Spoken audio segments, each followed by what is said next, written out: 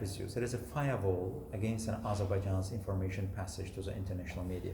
And once again, thank you for visiting us and seeing the certain issues with your own eyes. And yesterday, there was an article in New York Times. As a representative of my government, I also have a right of reply within the certain ethical journalistic norms to ensure my right of reply. And they refuse. And I sent a letter to New York Times and they refuse. And many international media, there is only one-sided, it's in a one-way street sort of attacks against Azerbaijan. If you are talking about certain problems, and you should listen to one side, in the meantime, other side as well. No one tries to listen to that, as if it's an orchestrated campaign. But truth is always important. Everybody has its own truth, and particularly, especially in our region. And I'm talking about some real facts on the ground. And why they are not giving access to Azerbaijan information. The video that I'm talking about has been distributed by Azerbaijan's Minister of Defense. It's already available in the social media and including the local and regional media as well. But you are right, you cannot find it elements in the international media, as if there is a Chinese wall or a firewall to get an access, and we also see elements of the information monopoly. A firewall by who? By international media. And I can name the Washington Post, New York Times, and many others. And my question is that why New York Times refuses to publish my letter to the editor? That's a normal practice. And I put it in my Twitter account. It's maybe even much better than New York Times because I have 326,000 followers. My auditorium, my target auditorium is maybe much bigger in this case.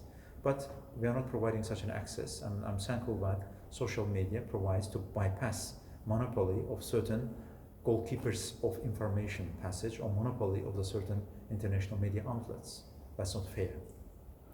Let alone French media. And French media really acts like, it reminds me, media of the Soviet Union. There is a Soviet-style propaganda against Azerbaijan, and as a professional journalist, you can check the articles as if you're reading the same article all over the media. Same theses, even the same sentences, elements of the plagiarism, I would rather say, media plagiarism. Why is that happening? And why there is no voice of Azerbaijan? Why nobody wants to listen to Azerbaijan's voice, or even ensuring Azerbaijan's right of reply? Then I have no other words except saying that it's a one-sided propaganda and the best practice of the Soviet style. So what do you think, what's the reason for that? What's behind that?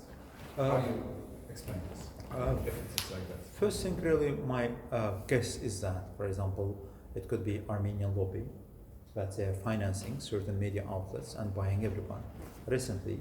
And personally, and once you return home and make a reportage, and you will see, there will be personal attacks and blackmails against you by Armenian media, Armenian lobby groups.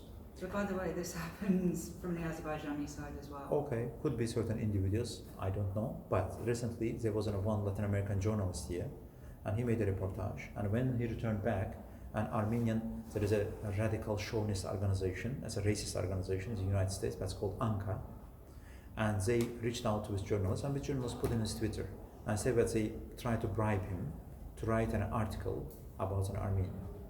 That is a modus operandi. But how they're working, and trying also to blackmail and to put in a pressure on an independent voice.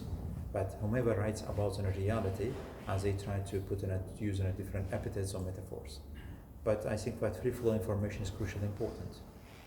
What is the status of the Zanzibar corridor, and could it be a part of the new Silk Road, One Belt, One Road? Certainly it could be. That's also part of our agenda. Because everybody is also really in the international media writing about so-called blockade of Karabakh, but nobody is writing about blockade of Nakhchivan. Nakhchivan for 30 years living under the blockade, because mainland Azerbaijan and Nakhchivan, we don't have any direct access. Only Azerbaijani citizens who are originally from Nakhchivan, they can go by air flight. And it's a government subsidized program and quite expensive, by the way. Because Armenia doesn't give any access for 30 years using us Zengezur corridor to reach out to Nakhchivan. That's the first thing. As part of the trilateral statement, Armenia has also assumed commitment to open Zengezur corridor as a 40 kilometers road and railway and also highway for us ensuring to reach Nakhchivan. But every time they refuse. Why they refuse? I don't find any rationality of their decision. One of our last discussion was in Brussels, and what I see, European Union supports that, and all partners are actually supporting that, and everybody also tries to explain to Armenian side that it will be for your own benefit to having access and also to building the new connectivity lines, because Armenia is a landlocked country. By providing such a road for railroad and land road, Armenia can change the role and status in our region and become a transit country. But they refuse over and over again.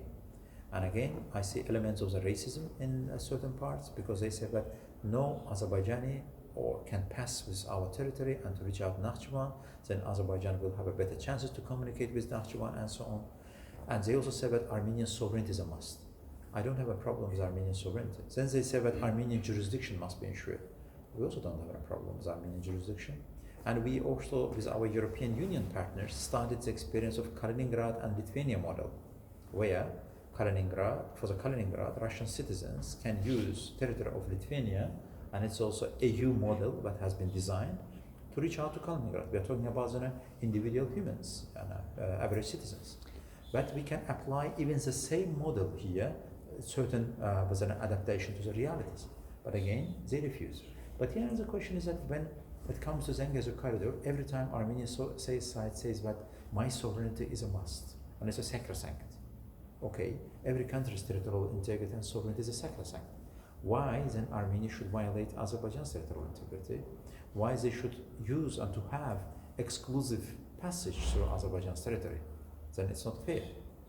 And I also really now appreciate that there is a growing understanding of the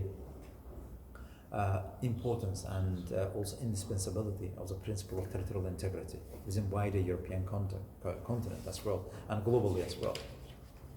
And what is your perception of Germany's foreign affairs policy? But Germany, first of all, is a very good partner for Azerbaijan, and we have an extensive political and diplomatic and economic and trade cooperation with Germany. And also, I have a regular contact with my German counterparts. I indeed very much appreciate and their role and their also true intentions beyond any propaganda, beyond any show-off elements, with a traditional German way of doing these things in a very practical and pragmatic way. They are trying to find a better solution for everybody. That is in a silent diplomacy way, and German counterparts are also trying to contribute. And we indeed, in this regard, highly appreciate the role of President Steinmeier and Chancellor Scholz as well. Chancellor Scholz as well, for really ameliorating with discussions. Once we had a problem with regard to the Brussels platform, and at that time, balanced role of Germany was very crucially important for us to find a better balance. I have one